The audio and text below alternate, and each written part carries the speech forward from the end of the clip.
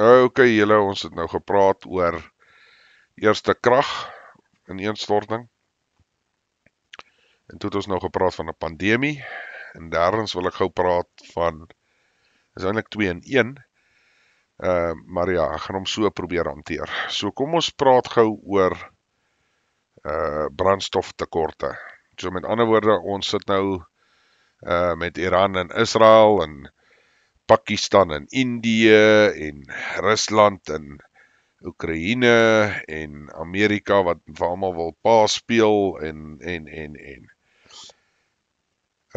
dan China natuurlik ook. So ons moet verstaan dat ons is maar soort van op die drempel van redelike moeilikheid. So kom ons sê daar is nou maar 'n groot oorlog en die ouens besluit nou, hulle gaan nie meer proksies gebruik om vir hulle te fight nie, hulle gaan nou self die bekleierery doen. Hier's nou waar dit ons nou gaan raak. So nou gaan jy opeindig met 'n tekort aan brandstof hier by ons, verseker.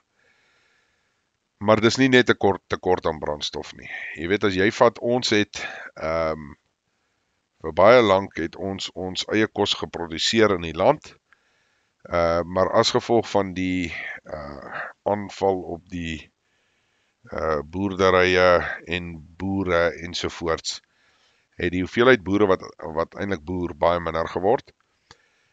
Daar's nou maar 'n paar boere wat eintlik maar nog die wiel dryf. En dan praat ek nou maar van 'n paar megaboere. Jy weet, een ding wat mense nie moet misverstaan nie, 'n voerkraal is nie 'n boerdery nie. Dis 'n slagtery, in my opinie. Maar weer eens net my opinie, maar dis definitief nie 'n boerdery nie. Dis 'n besigheid. Waarvan ek nou maar praat as die hier en daar boere wat nog boer op die vorige geslagte se maniere. Maar okay, kom ons gaan weer terug na die scenario toe. So, daar breek die derde wêreldoorlog nou uit, môre. Hulle maak al die goeders toe. Ons het geen kans om enigiets te kan koop nie. En die diesel kom nie in nie, want die invoere en uitvoere word nou eintlik maar basies gestaak. Wat wel tot ons voordeel sal wees, is hulle die paadjie of die seeroete daarbo toemaak, is ons die enigste alternatiewe seeroete, maar ook nie so eenvoudig nie, want nou is daar proksies wat nou seker maar hieronder ook onder mekaar sal beklei, of dit nou vir die weste of die ooste is, maak nie regtig saak nie. Dis oop vir debat. Of die land word dalk in 2 gedeel en dis hoe hulle beklei. Maar dit maak nie regtig saak nie. Kom ons praat net van die effek daarvan. So nou eindig ons op, ons het nie genoeg brandstof nie, die ouens kan nie gaan werk nie, maar belangriker is die boere kan nie plant nie, die boere kan nie enigiets doen wat hulle nodig het om te kan boer nie, want alles in vandagse tyd is gemekaniseerd en geelektrifiseerd. So hierdie sluit ook aan by ons heel eerste videoetjie, wat as die kragnetwerk val. Ek weet nie hoeveel mense besef het nie, maar 'n spulpunt werk op krag, nie op enigiets anders nie. So as die krag af is, hardloop die spulpunt nie, dan beteken dit die mielies groei nie, of die koring, of die sonneblom, of wat ook al jy dit wil noem. Daar's nie goed wat groei nie. So nou sit ons in 'n storie wat ons sit met hongersnood, of nie hongersnood nie, kom ons sê ons het nie genoeg voedsel in ons land om ons eie mense te voer nie, wat ons anyway nie meer het nie. Ons het die vermoë verloor oor die jare, oor die hoeveelheid boere wat nou in vandag se tyd boer versus daai tyd. So nou eindig ons op waar ons nou kos moet invoer, maar onthou nou, daar's nou 'n derde wêreldoorlog of 'n massiewe groot oorlog aan die gang. Dus hoef het nie eers die derde wêreldoorlog te noem nie, kan net 'n groot oorlog wees. Daai mense gaan dan op die ou einde en sê nee, ek gaan nou nie my kos uitvoer aan iemand anders te nie, of vir iemand anders te gee nie, ek hou eerder vas aan hierdie voedsel, want ons weet nie of ons weer 'n oes kan kry nie, want ons is as gevolg van die oorlog ensovoorts. En dit gebeur in oorlogtye, gaan doen die navorsing en kyk na geskiedenis. So nou beteken dit, 'n land soos ons wat nie vir ons eie mense kos kan voorsien nie, eindig op om baie dieper in hongersnood in te beweeg, en jy eindig op om, jy weet, mense wat dan nou, obviously die mense aanval wat kos het, want hulle het nie self kos nie. Dit is in die natuurlike evolusie hoe dit maar gebeur. Jy weet, as jy jouself wat, jy weet, en jy het kos, gaan jy noodwendig jou kos deel met iemand anders dan nie, want jy weet, jy moet môre ook weer vir jou familie kos gee.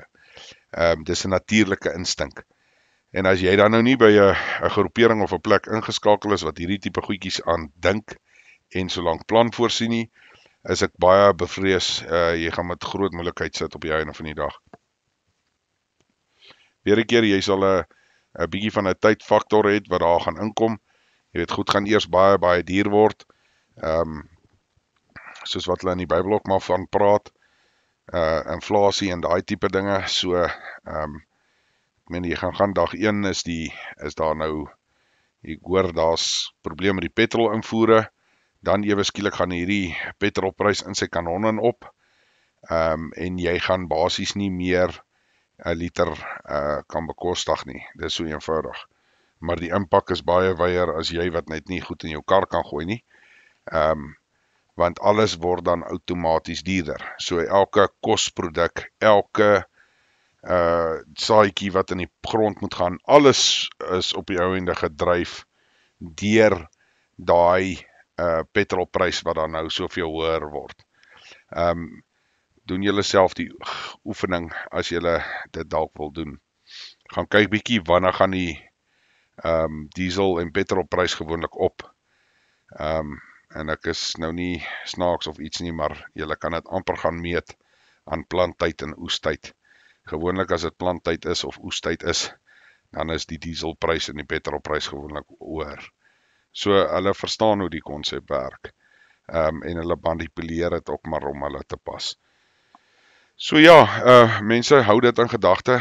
Soos ek sê, dit is so 2 in 1, is eintlik maar die groot probleem is maar die petrol en die diesel, maar die implikasies daarvan is baie groter.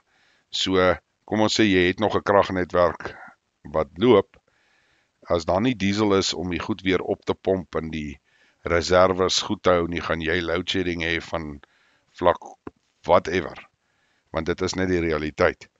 En soos ek sê, soos wat daai goed duurder word, omdat ons hele boerderystelsel soos wat hy nou staan, so opgespan is om te werk met daai spesifieke goed, die diesel en die petrol, eindig het op om baie breër implikasies te hê as net, die petrol of diesel is duur. 'n baie goeie voorbeeld wanneer jy kan gaan kyk, Zimbabwe, toe hulle met hulle moeilikheid te begin het, en toe hulle swaarste gekry het, is gewoonlik toe hulle petrolprys en hulle dieselprys so ongelooflik duur geword het, en wat dit ook uitgehardloop het. So even die ouens wat wel dit kon bekostig, kon dit net nie koop nie, want daar was nie. Jy weet, die skaarste daarvan is die ander aspek. So ons moet maar in die gedagte hou, dis een van die groot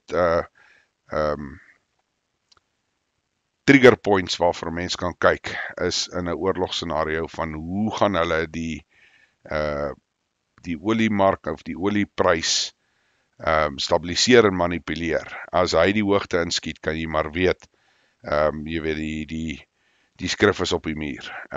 Ek is jammer om te sê, maar dis 'n realiteit. As jy dink, ek dink die olieprys is nou net onder die $70 vir 'n vatjie Brent 3 olie. As jy dink dit gaan op na 150 of 200 dollar vir 'n vatjie, dan kan jy maar net vir jouself indink, wat is daai petrolprys, wat is daai dieselprys op die einde van die dag. So mense, dis iets wat ek nogal sien as 'n groot probleem.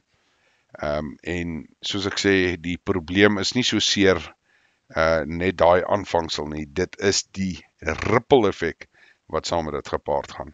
En ek glo dit is 'n groot bekommernis, en ek glo dis iets wat ons sal moet uitkyk vir die toekoms. Okay julle, dan praat ons weer môre.